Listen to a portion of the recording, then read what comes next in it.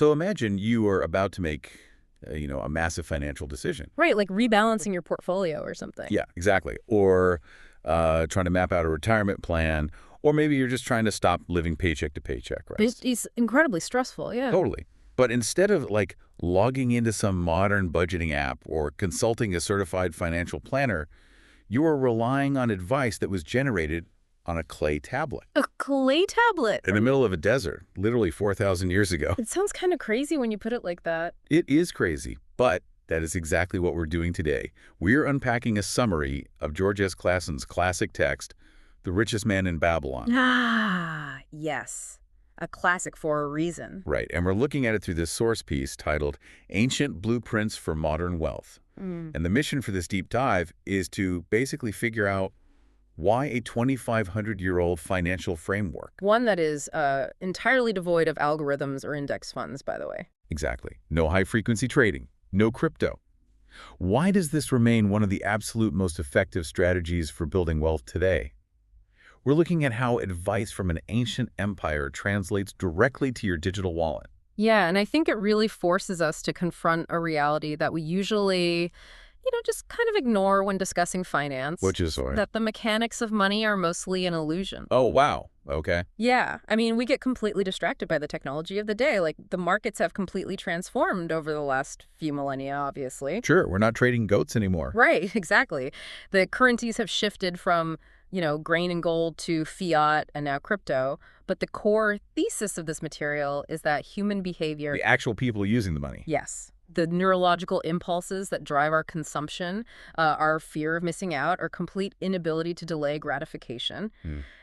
That stuff has not received a software update since the days of ancient Babylon. So we're basically running modern financial operating systems on like ancient primate hardware. That is a perfect way to put it, yeah. Okay, so to really understand why these ancient rules still work, I think we have to look at the environment they were born in. Right, context is everything. Because when you look closely at ancient Babylon, it was effectively a mirror of our modern globalized cities. It really was. You have this magnificent hub of ancient wonders, right? These massive walls touching the sky and markets just overflowing with capital. The center of the world, basically. Yeah. But despite all that visible, ostentatious wealth, not everyone was rich. Not at all. Just like today, it was a society defined by a massive wealth gap. You had this underclass struggling to survive on daily wages right next to a highly concentrated class of people who had accumulated just extraordinary generational wealth. And that extreme environment is really what makes the central fight of the text, a man named Arkad, so critical to this whole thing. Right, Arkad. Who was he exactly? Well, Arkad wasn't born into the Babylonian aristocracy. He didn't inherit a vast fortune or, control some trading monopoly. He was just a regular guy. Exactly. He was just an ordinary scribe. He was just navigating this highly unequal system, yet somehow he managed to become the wealthiest man in the entire city. Which is wild. It is. He cracked the code of moving from the laboring class to the capital class in an environment that was structurally designed to prevent exactly that from happening. Okay, let's unpack this. Because obviously, when a regular scribe becomes the richest guy in a highly stratified society, people want the formula, right? Oh, yeah. Everyone wanted to know his secret. Right. And when asked his secret, Arkad shocked everyone with a rule that sounds almost, insulting in its simplicity. It really does. He told them, I kept a part of everything I earned. He made it this completely unbreakable rule to save at least 10% of every single coin he earned. And this is the key part before paying his bills. Yes, before buying luxuries, before doing anything else. In the old phrasing of the text, he says, start thy purse to fattening. Start thy purse to fattening. I love that. Yeah. Got a ring to it. But I actually want to push back on this a little bit. Okay, go for it. Because pay yourself first is like personal finance 101. Sure.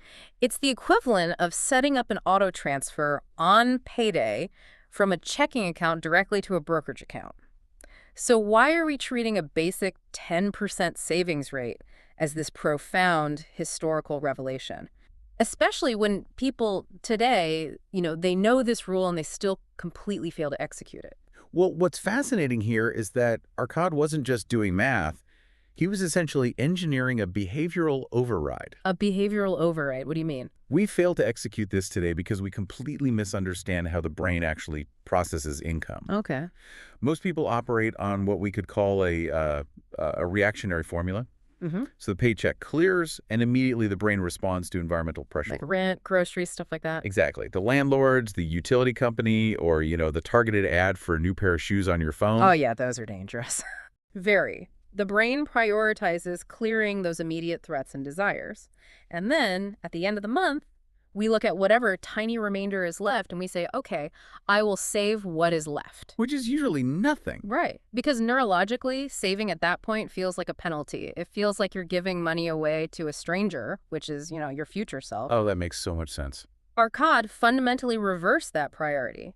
By taking his 10% off the top first, he forced his brain to associate the dopamine hit of getting paid with the act of keeping the wealth. Oh, wow. Yeah, rather than the act of spending it. Wealth retention became the primary biological reward, not just some afterthought. So you're saying he turned the actual accumulation of capital into the immediate gratification, Exactly. rather than relying on willpower at the end of the month when, let's be honest, decision fatigue has already completely set in. Precisely. Willpower is a finite resource, right? And if you rely on it to save the scraps of your income, you will absolutely lose to the highly optimized, completely frictionless spending environments we live in today. With the one-click buy buttons and everything. Exactly. Arcad proved that wealth doesn't begin with a massive salary. It begins with artificially constraining your available capital to ensure a portion is retained. The size of the salary is entirely secondary to the consistency of the habit. But there is a mathematical trap here that we definitely need to address. It's that. Saving 10% implies you actually have 10% left to save, which brings us to the massive problem with the other 90%. Ah, yes, the lifestyle trap. Right. Arcad observed this behavioral quirk that makes this almost impossible for most people. He warned that, and I'm quoting here, necessary expenses will always grow to equal income unless you control them. A timeless truth. We all know the modern term for this, but here's where it gets really interesting. It's like a gas expanding to fill its container. Oh, I like that analogy. Right. Imagine your paycheck is the container and your lifestyle is the gas.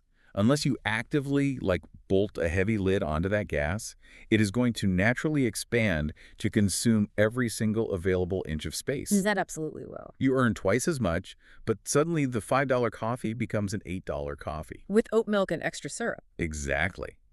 The reliable sedan becomes a leased luxury SUV. The container doubled in size, but the gas just expanded to perfectly fill it. You're no richer. Yeah, that gas and container analogy perfectly illustrates the evolutionary mismatch we face with modern surplus. How so? Well, think about it in an ancestral environment. If you encountered a massive surplus of resources, say a highly caloric food source. Like a mammoth or something. Sure, a mammoth. The biological imperative was to consume it immediately, right? Because it would rot or another tribe would steal it. Oh, so saving it wasn't even an option. Exactly. And we apply that exact same evolutionary instinct to a larger paycheck today. We perceive the surplus and we instinctively look for ways to consume it immediately through upgraded lifestyles. And we justify these upgrades, don't we? Always. We justify them as necessary expenses to mask what is essentially just status-seeking behavior. Right. We convince ourselves that the larger house or the premium brand is a necessity when it's really just the gas expanding. Exactly. We see this constantly today. Higher income rarely actually fixes poor financial habits. It just funds a much more expensive version of being broke. And that is exactly why Arcad's distinction between earning and keeping is so vital. If you lack the structural discipline to contain the gas when you earn, say, $50,000 a year, Right. earning $150,000 will simply result in you living paycheck to paycheck at a much higher standard of living. True wealth builders spend intentionally. They heavily audit what society tells them is a quote-unquote necessary expense. Okay, so assuming someone successfully bolts the lid on their container, Let's assume that, yeah. they avoid the lifestyle inflation trap, they actually pay themselves first, Right. and they accumulate a surplus of capital. Now we enter a new phase, right? Because just leaving that money sitting idle in some zero-interest checking account means it is effectively losing purchasing power every single day due to inflation. Right, just rotting away. Exactly. The text makes it clear. The money has to be put to work. It must produce more coins, which produce more coins. We understand the basic math of compound growth. Even Einstein supposedly called it the eighth wonder of the world. Right. But Arcad introduces a massive friction point here. The second you deploy that capital to multiply it, you introduce the risk of losing it entirely. Yes, retention is merely the defensive baseline. Multiplication is the offensive strategy. But as the source notes, beginners who suddenly discover the power of compounding, They get excited. they get very excited, and they often experience a radical shift in psychology. They become impatient. Oh, I've seen this. They transition from being these disciplined savers to essentially reckless gamblers. They start chasing impossible gains and guaranteed profits because they want the compounding to compress into a few months rather than a few decades. Let me stop you right there because I want to push back on this duality. Okay. On one hand, Arcad is telling us we need to aggressively put the gold to work. Money must work while we sleep, right? Right. But on the other hand, we are told to hit the brakes, to never risk the principal, and to avoid chasing high returns. How is a normal investor supposed to simultaneously accelerate and brake without just, like, stalling out completely? It's a great question. If we connect this to the bigger picture of the text, Arcad resolves this tension through what he calls the 5 laws of gold. Okay, the 5 laws. Right. The accelerator is the mandate that capital must be deployed to multiply, but the brake is applied through a very specific law, which Yeah. is gold flees from ignorance. Yes. He advises seeking out the counsel of those who have daily experience handling money and really understanding the underlying mechanisms of the investment. But wait, how do we define ignorance when the supposed experts fail spectacularly all the time? That's fair. I mean, look at the 2008 financial crisis. Or, more recently, the collapse of these major cryptocurrency exchanges. The people with the elite pedigrees, the complex algorithms, the proven track records, they're often the ones orchestrating the systemic failures. Oh, absolutely. So if I blindly follow Arcad's advice to trust the experts, I could easily hand my life savings over to a highly credentialed fraud. How does this ancient blueprint account for, like, expert-led failure? That is a critical distinction to make, and it really gets to the heart of what Arcad meant by seeking counsel. Ignorance in this context is not a lack of formal education. Okay. It is the act of delegating your understanding to someone else. Oh, I see. In 2008, the failure wasn't just that the experts built toxic assets. It was that millions of regular people invested in products they fundamentally did not understand, simply because a credentialed authority told them it was safe. They just trusted the suit. Exactly. Arcad's defense against this is absolute. Never invest your capital in a business or a purpose with which you are not personally familiar.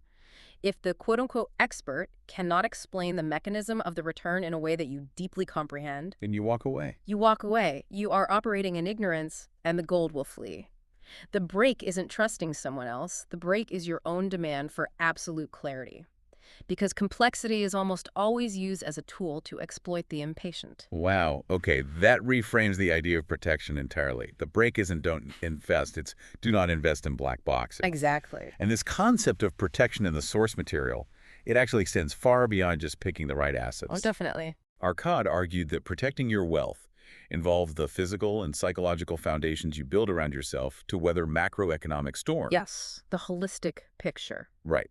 One of his key tenets was actually owning your own home, which seems surprisingly modern for an ancient Babylonian text. It does seem modern, but his reasoning wasn't about, leveraging real estate for maximum yield or flipping houses. Right. It was about establishing a physical fortress of stability. Renting, in an ancient context, just as in a modern one, introduces a highly volatile variable into your financial life. Because someone else controls your shelter. Exactly. Someone else controls your shelter and its cost. By owning the home, you cap that variable. You build a hard asset that significantly reduces the psychological tax of uncertainty. You transition a baseline survival need from an endless, fluctuating liability into a fixed, manageable component of your balance sheet. Perfectly said. And the text pairs this physical stability with long-term temporal stability. Like Arcad preached, preparing for old age, unexpected emergencies, and family responsibilities literally decades before they happen. Because true financial freedom is not just the mere accumulation of capital, it is the total eradication of financial anxiety. The peace of mind. Exactly. The wealthy plan for the winter long before the temperature drops. They build redundancies into their lives. But, no matter how many redundancies you build, Markets can still wipe out assets. Real estate can devalue. Currencies can inflate, which leads to what I think is honestly the most potent lesson in this entire summary. Let's hear it. Arcad taught that to fundamentally increase your wealth, you must increase your ability to earn. Your income only scales when your personal utility scales. Yes, the human capital element. Right. He urged the people of Babylon to learn new skills, to study their crafts, to improve their communication. Yeah. So what does this all mean? It seems like the ultimate hedge against poverty isn't a diversified stock portfolio or, a vault of gold coins. The ultimate asset class is your own brain. Without a doubt, human capital is the only asset that possesses infinite upward scalability while being entirely immune to market crashes, taxation, or outright theft. They can't take your skills. Exactly. If a systemic collapse completely wipes out your physical and digital assets, but you retain the specialized skills, the professional network, and the communication abilities that generated the wealth in the first place. We can just build it back. Exactly. Yeah. You possess the capacity to rebuild the fortune.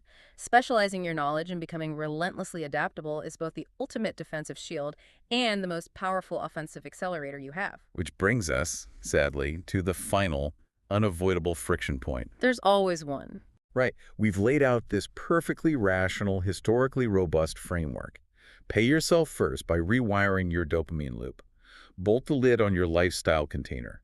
Deploy capital clearly, avoiding the black boxes and the manufactured complexity.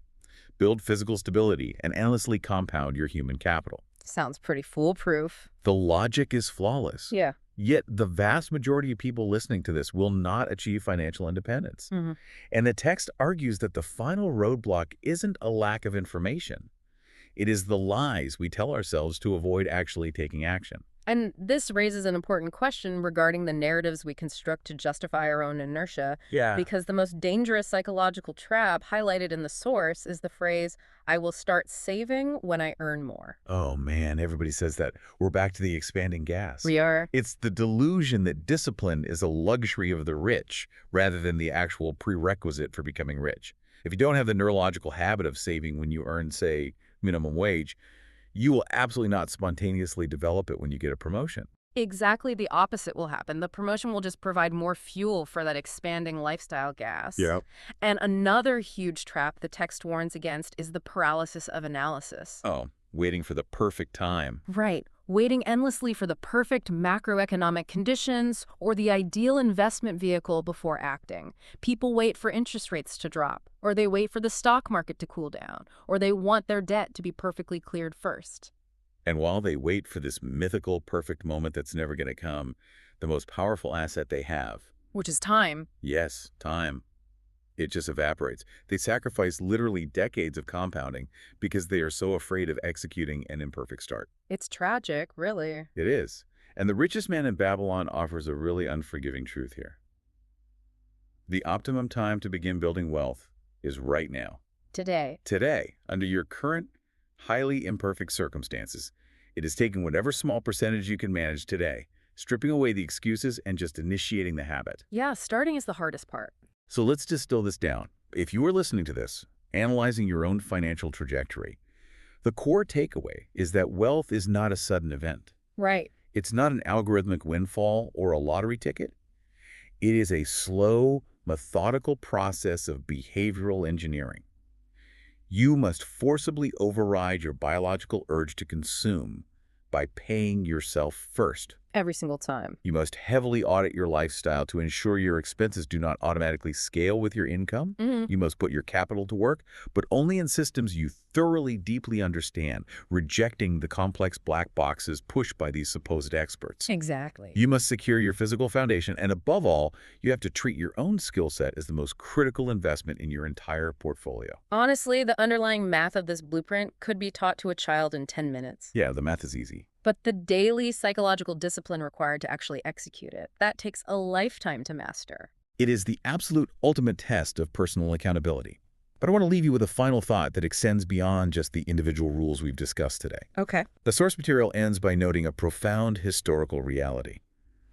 Ancient Babylon, despite its towering walls and its concentration of immense wealth, eventually fell. It's dust now. Exactly.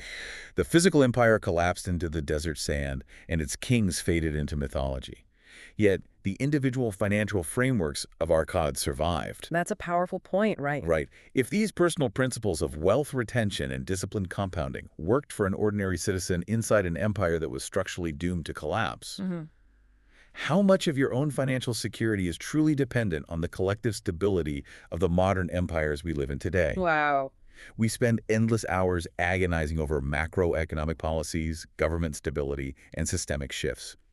But perhaps this ancient blueprint is a stark reminder that while the society you live in dictates the environment, your personal resilience is built entirely on your own daily habits. It's all on you. You must take the responsibility to construct your own financial fortress. Build your walls, master your skills, but perhaps keep a very close eye on the city gates too. Until next time, keep questioning the consensus.